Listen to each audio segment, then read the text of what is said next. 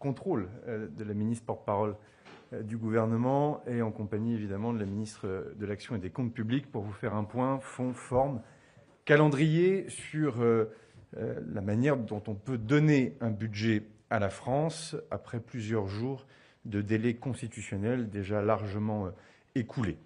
Bon, j'avais pris plusieurs engagements au mois d'octobre, au mois de septembre, au mois d'octobre jusqu'au mois de décembre.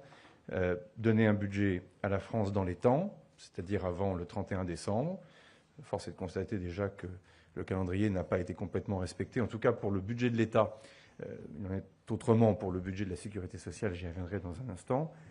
De faire en sorte que ce budget, quoi qu'il arrive, soit à 5% de déficit. Je rappelle qu'il est à 5,4%. Nous sommes à 5,4% de déficit sur l'année 2025. Nous étions à plus de 6% de déficit en 2024. Donc, nos engagements internationaux, nos engagements vis-à-vis, évidemment, de nos partenaires européens, enfin, tout simplement, la crédibilité de la signature de la France dépend effectivement beaucoup de cette parole donnée à 5%. Et puis, sur un terrain plus politique et personnel, j'avais pris aussi un engagement, et plus qu'un engagement, j'ai fait un pari, qui était le pari de se dire qu'après 2 censures de 2 gouvernements différents, il fallait gouverner différemment, partager le pouvoir avec les collectivités locales, c'est toute l'initiative qui a été prise sur la décentralisation, avec les partenaires sociaux. Je rappelle quand même le contexte social plus que tendu au mois de septembre dernier, manifestations, une mobilisation de l'intersyndicale très puissante, des mouvements d'ordre public difficiles à gérer avec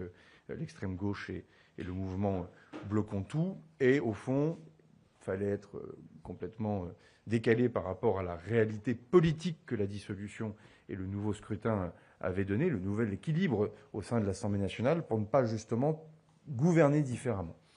Et au fond, ce pari, parce que c'était un pari, c'était de se dire qu'il fallait que le Parlement aille jusqu'au bout des débats, jusqu'au bout de ses votes, jusqu'au bout de ses amendements, pour au fond déjà avoir aussi un moment de grande clarification. On ne peut pas être dans une logique où c'est toujours la faute des autres, dans lequel on n'arrive plus très bien à comprendre qui vote quoi, qui défend telle ou telle conviction, telle ou telle position sur le fond.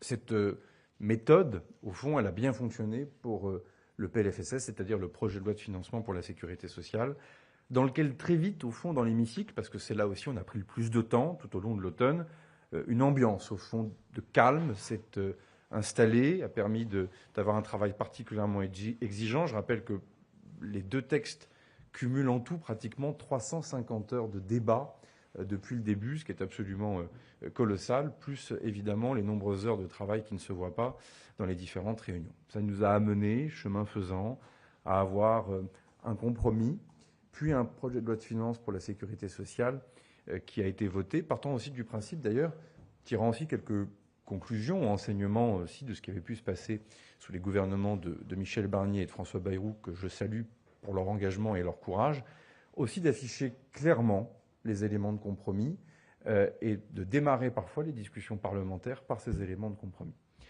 Sur le projet de loi de finances pour l'État, les choses se sont convenablement passées jusqu'à Noël. Elles se sont largement gâtées depuis Noël. Alignement, en tout cas désalignement profond entre le Sénat et l'Assemblée nationale, avec une commission mixte paritaire avant Noël qui a duré quelque chose comme 40 minutes, ce qui donnait déjà d'entrée la tonalité et l'ambiance. Je rappelle que les ministres et le gouvernement ne siègent pas dans cette commission. Des échanges avec les ministres et les formations politiques entre Noël et le jour de l'an qui ont laissé à montrer qu'un chemin était possible. Une reprise des débats en commission à l'Assemblée nationale avec très vite un raidissement, et je l'ai déjà dénoncé à de nombreuses reprises, des tentatives très claires de pression, de sabotage, notamment de la part de la France insoumise et du Rassemblement national, puis progressivement la désertion de certains groupes politiques qui, jusqu'alors, bien que groupes politiques dans l'opposition très exigeants, avaient accepté de mener un travail de fond, je pense aux écologistes et aux communistes, ils ont décidé, pour des raisons qui leur appartiennent et que je respecte, mais enfin que je ne comprends pas, je les respecte mais je ne les comprends pas, c'est de ne plus venir à ces réunions de travail depuis le début du mois de janvier. Et donc là, évidemment, on a quelque chose qui a commencé à s'embourber, à s'enrayer, avec au fond cette circonstance un peu particulière d'un gouvernement qui veut que les débats aillent jusqu'au bout, mais un Parlement qui de lui-même a acté que, en tout cas certaines composantes du Parlement qui ont acté que les travaux, eux, ne pouvaient pas aller jusqu'au bout. Ce qui m'a amené avec les ministres la semaine dernière à devoir constater les 4 options, au fond, que nous avions sur la table. La première, c'est de ne pas changer de stratégie, peut-être de s'entêter, en tout cas certains ont commencé à le dire, et de se dire, on va renoncer aux outils du parlementarisme rationalisé jusqu'au bout, et coûte que coûte, il faudra qu'il y ait un vote. C'est-à-dire, en clair, permettre une navette jusqu'au moment où Assemblée nationale et Sénat s'accorderont. C'est-à-dire, en clair, renvoyer le texte au Sénat, de le faire encore cheminer dans cet entonnoir, de le renvoyer à l'Assemblée nationale, et de guerre lasse, au fond, dire et prendre l'opinion publique à témoin en disant, vous voyez, le pouvoir a complètement été rendu au Parlement, mais enfin, il faut accepter d'avoir peut-être un budget en avril ou en mai, et probablement pas à 5%. Je me dois, pour être complètement être direct et sans langue de bois, que cette perspective m'a quand même traversé l'esprit. Enfin, comme il se trouve que j'avais dit qu'il fallait un budget vite, comme il se trouve que j'avais dit qu'il fallait un budget à 5%, et puis comme il se trouve que depuis le début, comme ancien ministre des Armées de surcroît, je suis très inquiet du décalage entre la vie politique nationale et la vie internationale géopolitique qui ne cesse de se dérégler, y compris depuis ce début d'année. On voit bien que cette option, au fond, aurait viré à une forme d'entêtement de ma part. Deuxième option, c'est de ne pas avoir de budget du tout. D'ailleurs, certains artisans du chaos dans lequel nous nous trouvons, ou nous pourrions nous trouver, parce que précisément nous n'y sommes pas encore et nous faisons tout pour l'éviter, désormais présentent la loi spéciale comme étant, au fond, un budget temporaire qui pourrait devenir permanent sans incidence. Alors, c'est toujours pareil, quand on ment au peuple français, on s'en sort toujours bien, mais jusqu'à un moment donné où quand même certaines vérités nous rattrapent. C'est vrai en matière de fiscalité, c'est vrai en matière de commandes, notamment de commandes publiques, c'est vrai sur le fonctionnement des collectivités locales, c'est vrai tout simplement aussi pour la crédibilité de la France à l'étranger ou dans notre ensemble européen. Donc, présenter la loi spéciale comme étant un budget minimal qui peut durer est évidemment une hérésie, et ça, nous nous y refusons. Et comme je n'ai pas abandonné la méthode de compromis et de concertation, je me suis assuré auprès de tous les groupes politiques de l'Assemblée nationale et du Sénat qui étaient dans un état d'esprit, même dans l'opposition, mais constructif, n'abandonnant pas les perspectives, heureusement, de défendre l'intérêt général. Ces différentes formations politiques nous ont dit non, la France doit avoir un budget, y compris parfois des formations politiques qui ne l'assumeront pas publiquement, mais qui nous ont dit ne faisons pas n'importe quoi, les choses sont trop graves. Donc ensuite, évidemment, il ne restait que 2 possibilités, celle que le constituant avait imaginée en 1958, les outils du parlementarisme rationalisé, comme on dit, ordonnance ou engagement de la responsabilité du gouvernement. Après, là aussi, beaucoup de concertation. Après, d'ailleurs, avoir demandé à ce que techniquement les 2 outils soient préparés et prêts pour que le gouvernement puisse prendre ses décisions, nous avons décidé, je dois le dire à titre personnel, avec une certaine forme de regret et d'un peu d'amertume, mais d'engager la responsabilité du gouvernement, ce que je ferai demain sur la partie recette du projet de loi de finances. Alors je le fais avec un regret, déjà parce que j'ai conscience que je suis obligé de revenir sur ma parole, mais en même temps, pour tenir parole, il faudrait que je m'entête. Et pour s'entêter, on finirait par dire que je suis têtu, et je ne veux surtout pas, vous l'avez bien compris, avoir l'ego mal placé et être source de désordre. Parce qu'au fond, c'est ma ligne quand même depuis le mois de septembre, discuter avec tout le monde, trouver des lignes de compromis, travailler le plus sérieusement possible, tenir le gouvernement le plus loin possible de l'échéance présidentielle et au fond refuser le désordre là où d'autres en font commerce.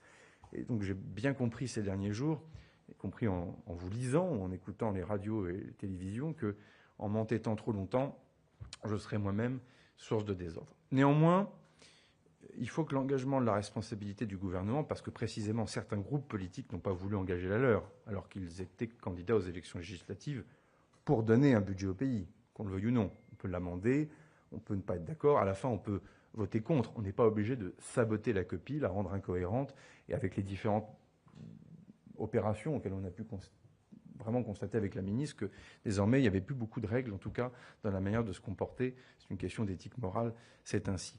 C'est pas parce qu'on engage la responsabilité du gouvernement qu'on abandonne l'idée du compromis, du travail sur le fond. Et c'est pour cela que la semaine dernière, vendredi, j'ai commencé à dessiner à quoi pouvait ressembler cette copie finale, avec au fond aussi quelques conclusions que nous tirons du projet de loi de financement pour la sécurité sociale, qui est un projet de loi de financement, vous le savez, qui permet un certain nombre de protections. Mais enfin, on voit bien que pour les actifs, pour la jeunesse, pour des secteurs qui potentiellement sont en crise, je pense particulièrement au logement, pour le rapport à celles et ceux qui travaillent tout simplement, ou qui vont travailler, les étudiants, celles et ceux qui sont en apprentissage, il fallait qu'on fasse considérablement évoluer la copie. Et je remercie vraiment les ministres parce que ces nombreuses semaines n'ont pas servi à rien, parce qu'elles nous ont permis de moissonner un certain nombre d'initiatives, d'idées, de repousser aussi, en fonction de nos propres lignes rouges, ce que nous ne souhaitions pas. Je rappelle quand même qu'on a démarré ces discussions budgétaires avec des atteintes qui auraient pu être très dures sur l'appareil productif et sur l'outil de production.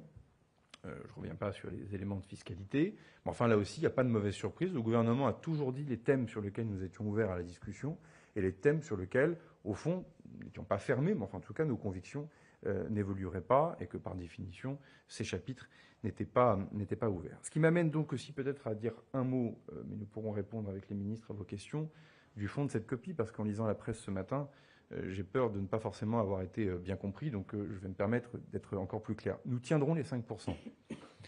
Et les tableaux, évidemment, vont être dévoilés au fur et à mesure dans la semaine, comme le prévoit la procédure parlementaire, et nous serons à 5% sincèrement.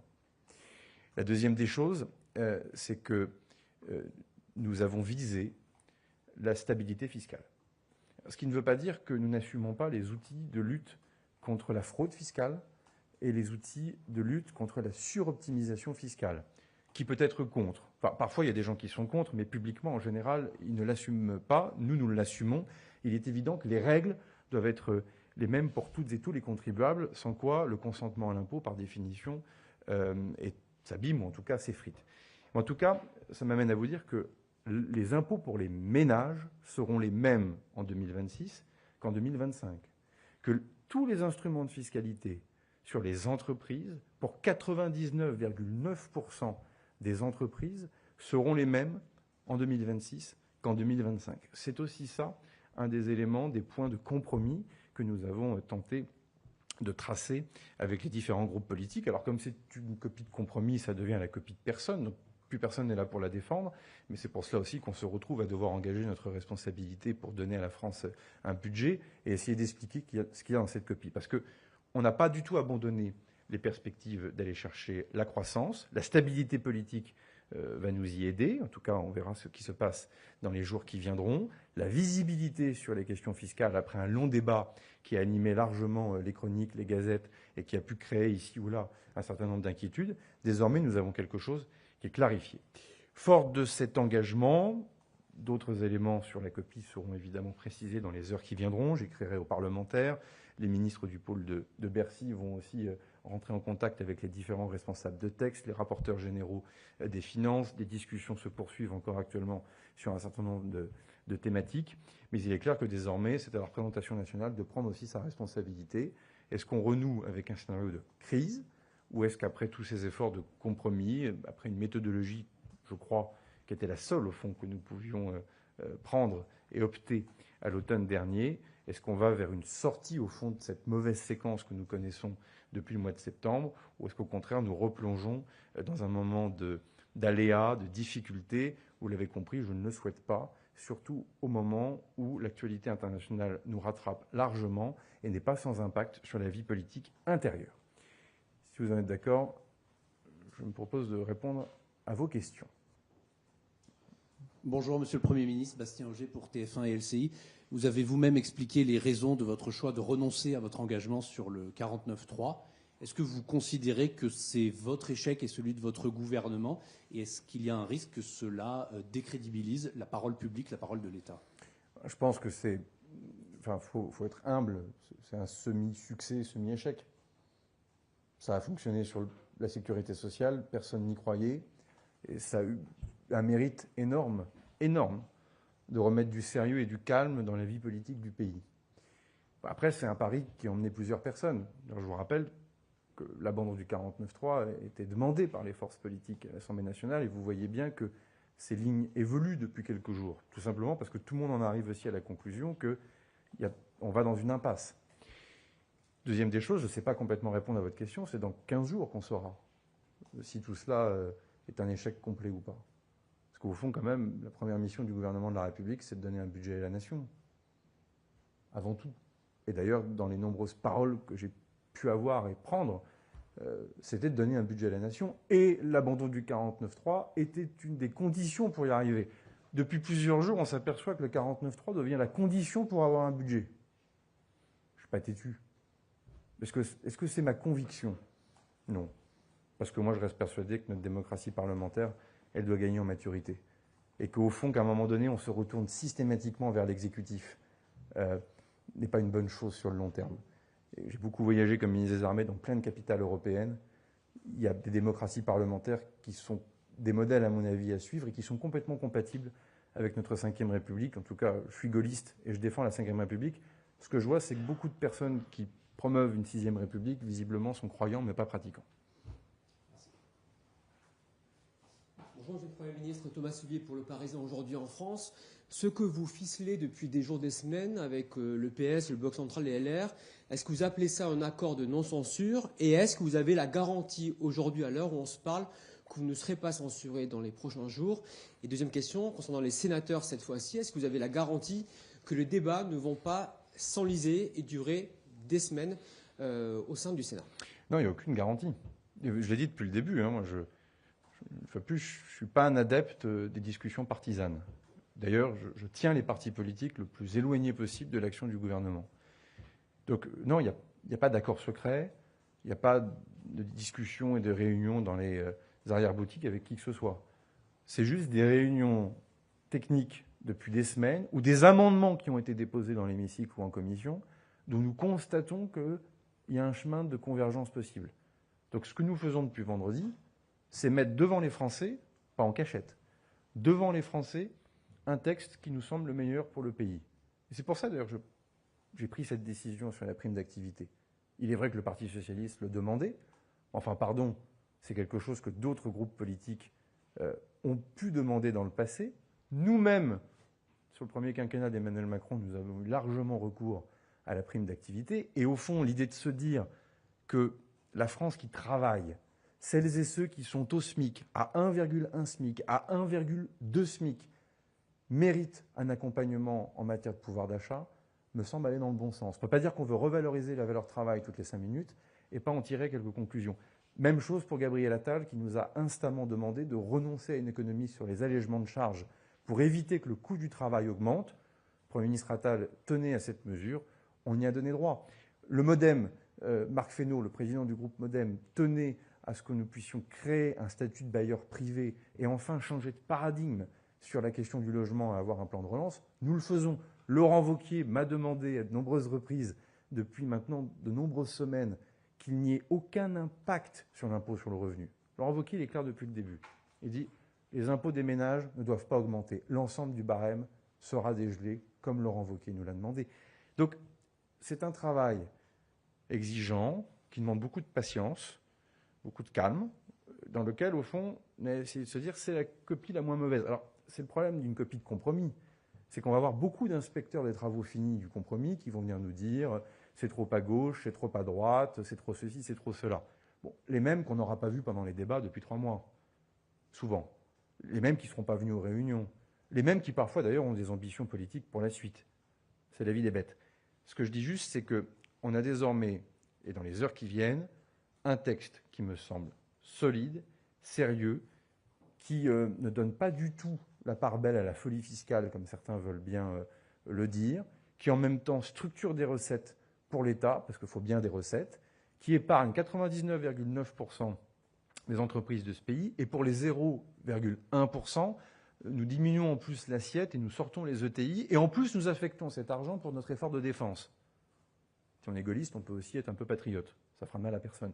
Donc voilà, je prends sur moi ce texte de compromis, puisque plus personne ne veut complètement l'endosser. Je le donne au Parlement et j'engage la responsabilité du gouvernement pour ce faire, parce qu'une fois de plus, on est la France.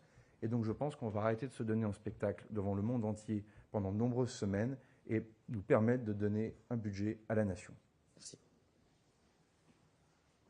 Monsieur le Premier ministre, bonjour. Christelle Méral, France Télévisions. Donc, il y avoir, vous le rappeliez à l'instant, donc une surtaxe sur l'impôt sur les bénéfices pour les grandes entreprises. Est-ce que leur compétitivité, la compétitivité des entreprises ne va pas en souffrir, comme le dénoncent les organisations patronales? Et puis, autre point, vous venez de dire que nous tiendrons les 5%. Alors, quelles économies allez-vous faire pour justement rester dans les clous des 5%? Et puisque je partage la parole, je vais partager la parole avec la ministre de l'Action des Comptes Publics et je redirai un mot pour vous répondre après. Merci pour votre question sur les économies, parce que c'est un sujet effectivement qui a beaucoup agité les débats. Bon, vous rappelez que nous avions présenté un budget qui portait continuité du plus grand effort de réduction des dépenses de fonctionnement de l'État depuis 25 ans. Ça a été fait en 2025, ça a permis de tenir le fameux 5,4%. Je rappelle que sur les dépenses de l'État, nous avons fini l'année à 300 millions d'écart par rapport aux 480 milliards d'euros de dépenses totales pour l'État. On peut donc dire qu'à la fois les engagements peuvent être tenus pour peu qu'on ait la bonne méthode. Et le Premier ministre a confirmé que pour 2026, toutes les lignes budgétaires, tous les éléments de dépenses et de recettes pour l'État, les collectivités et la sécurité sociale continueraient d'être suivis, comme nous l'avons fait tous les trimestres, avec ce qu'on appelle des comités d'alerte, avec une très grande transparence, pour que tout ce qui est dans ce projet de budget, comme l'a dit le Premier ministre, pour que nous tenions sincèrement le 5%, ne soit pas seulement sur les épaules, vous voyez, des différents ministres, mais bien que ce soit quelque chose qui soit fait en transparence. Ensuite, sur les économies que nous faisons. Nous en faisons beaucoup sur les opérateurs et les agences. Et vous verrez d'ailleurs que dans les prochaines heures, un certain nombre d'économies supplémentaires seront demandées à un certain nombre d'acteurs, notamment pour que nous puissions optimiser ce qu'on appelle leur trésorerie, qu'il n'y ait pas d'argent dormant, que les impôts payés par les Français soient utilisés aussi vite que nécessaire, et qu'au fond, il n'y ait pas, vous voyez, des petits réserves, comme tels des écureuils, alors que c'est l'argent des Français et que nous devons être très précautionneux avec l'impôt que nous collectons et très rigoureux avec la manière dont il est dépensé. Vous verrez également qu'un certain nombre de ministères, nous allons procéder à des mécanismes budgétaires pour que nous annulions une partie de notre réserve, ce qui veut dire que nous allons mettre sous contrainte l'ensemble des administrations pour dire que les budgets votés doivent être strictement tenus et qu'il n'y aura pas de rallonge, sauf crise, sauf besoin exceptionnel. Et donc nous mettons l'ensemble de la puissance publique dans un cadre extrêmement rigoureux. Nous faisons des économies ensuite sur des éléments essentiels, les éléments de commande publique et d'achat public. Vous avez vu beaucoup de reportages où, au fond, nos règles obligent les acteurs publics à acheter plus cher que si les règles étaient de bon sens. Nous avons changé les règles sous l'autorité du Premier ministre avec le ministre David Amiel pour que les achats coûtent moins cher. 1 milliard d'euros d'économie par ce biais. Le Premier ministre a donné instruction que nous diminuions dans tous les ministères et tous les opérateurs les dépenses de communication. Et au total, les économies qui vont être présentées par rapport aux nouvelles annonces qui ont pu être faites permettent de tenir les dépenses pour qu'elles soient compatibles avec 5%. J'insiste enfin sur la fiscalité. Je dois vous dire qu'il y a eu beaucoup de changements en fait entre la version du budget présentée le 14 octobre et celle que le Premier ministre est en train de finaliser par ses arbitrages. Il n'y aura pas plus d'impôts dans la copie présentée demain que dans celle que nous avions présentée au départ. La grande différence, effectivement, c'est qu'il y a eu des changements sur qui contribuera un peu plus en 2026. Toute la fiscalité des ménages, nous avions eu des projets sur l'abattement sur les retraités, des projets sur un certain nombre de révisions de niches fiscales, des projets sur le gel du barème de l'impôt sur le revenu, tous ces éléments ont été retirés pour qu'il y ait une fiscalité strictement stable, ce qui amène, et je conclurai là, à ce que l'effort de la nation par ses prélèvements obligatoires soit inférieur en pourcentage de notre PIB en 2026 par rapport à ce qu'il était en 2019. 2019, c'est la dernière année où nous étions sous 3% de déficit. 2019, c'est la dernière année avant les grandes crises du Covid, de l'Ukraine et de l'inflation. À l'époque, nous avions 44% de prélèvements obligatoires dans la richesse nationale. Il y aura en 2026 43,9%. Ce qui veut dire que nous ne sommes pas dans la folie fiscale. Ce qui veut dire que nous essayons de revenir à un moment de notre histoire économique et budgétaire qui était la dernière année où nous étions sous les 3%. Il nous semblait que c'était une bonne boussole à tenir. Mais sur les ministères, vous disiez que vous alliez utiliser la réserve, mais est-ce qu'il y aura davantage d'économies qui vont être actionnées très concrètement? Très concrètement, ça veut dire qu'il y a 1,5 milliard d'euros que les ministères pouvaient espérer dépenser, qu'ils ne pourront pas dépenser en 2026, et nous le faisons de manière extrêmement transparente. Et c'est très important pour que les Français comprennent que quand on fait des économies, ce sont des vraies économies. Pas des économies d'écriture, ce sont des vraies économies qui seront faites au-delà de celles qui sont déjà dans le budget. Et comme le dit, et comme nous l'anticipons, dans quelques semaines, nous aurons, et j'en suis sûre, beaucoup de questions au gouvernement sur un certain nombre mesures, dispositifs qui ne seront peut-être pas financés comme certains auraient voulu. Et je ne doute pas que ces mêmes qui aujourd'hui disent qu'il en faut plus d'économies seront les premiers à nous demander où est l'argent. Et dans quel secteur? Et les ministres, évidemment, conduiront, et je veux le dire aussi en réponse à ce qu'a pu dire Olivier Faure, notre engagement, c'est de financer pleinement les services publics que les Français attendent. Maintenant, sur tout ce qui n'est pas le cœur des services publics, tout ce qui n'est pas le fonctionnement attendu de notre pays, eh bien, nous assumons de faire des économies de fonctionnement, de rationalisation et d'organisation. Les éléments, notamment, que le Premier ministre porte pour que nous mettions un État dans une capacité à faire plus efficace sont évidemment essentiels à la tenue de ces économies. Merci beaucoup. Merci infiniment. Bonne journée à vous tous. Merci beaucoup.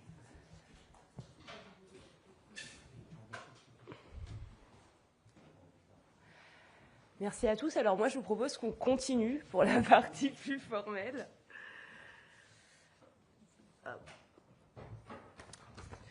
Quand même embrayer sur la question budgétaire dans le sillage de ce qu'a dit le Premier ministre et de ce qu'a dit Madame la ministre de l'Action et des Comptes publics par la réaction du Président de la République qui, vous le savez, a autorisé donc le gouvernement à engager sa responsabilité sur le budget de l'État et des collectivités territoriales.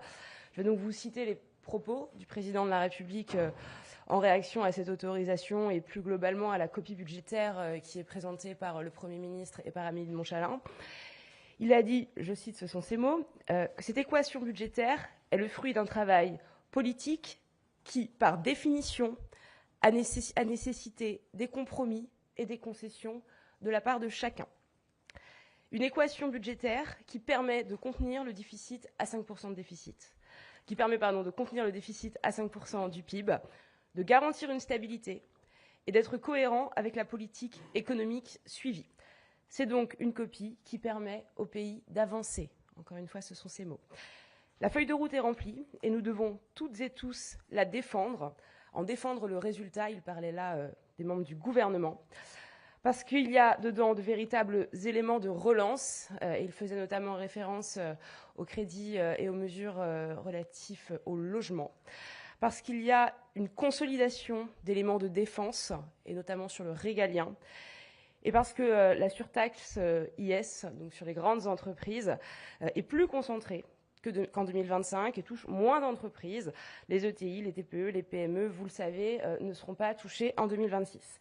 Et le Président de la République a conclu en saluant l'engagement du Premier ministre et des ministres concernés, notamment ma collègue Amélie de Montchalin, travail qui a permis d'avancer, je cite, sur ce chemin de crête.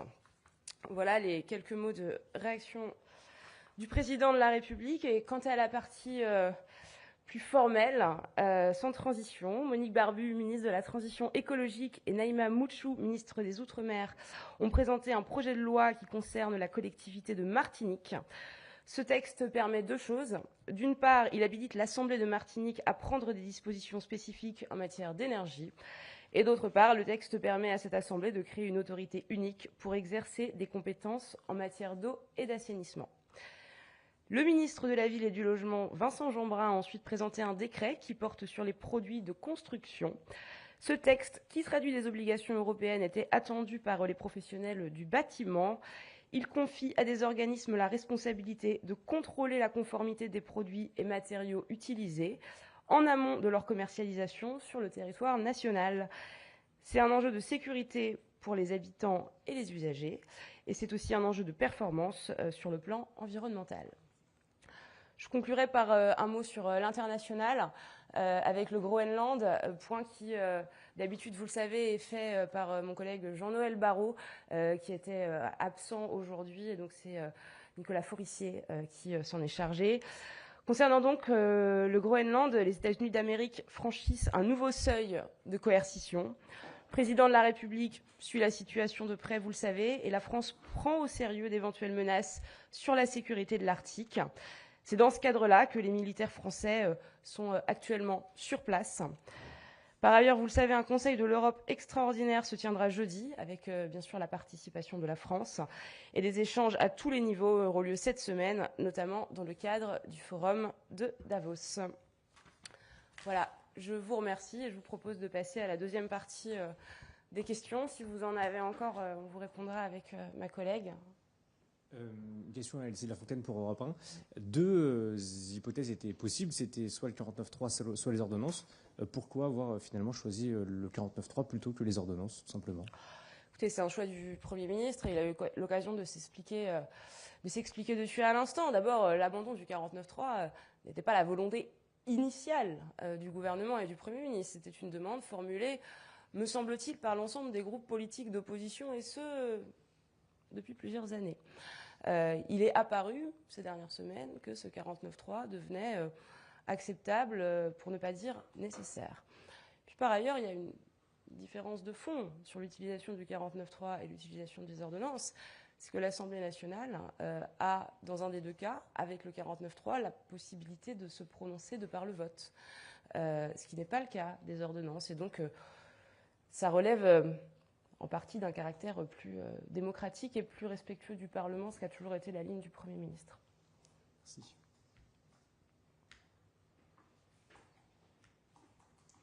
Oui, bonjour, Hugo Babé, BFM Business. Moi, j'aurais deux questions. Une sur l'apprentissage. Beaucoup d'employeurs s'inquiètent sur le fait qu'il pourrait y avoir une baisse des aides à l'embauche. Quel est l'arbitrage fait sur l'apprentissage et également sur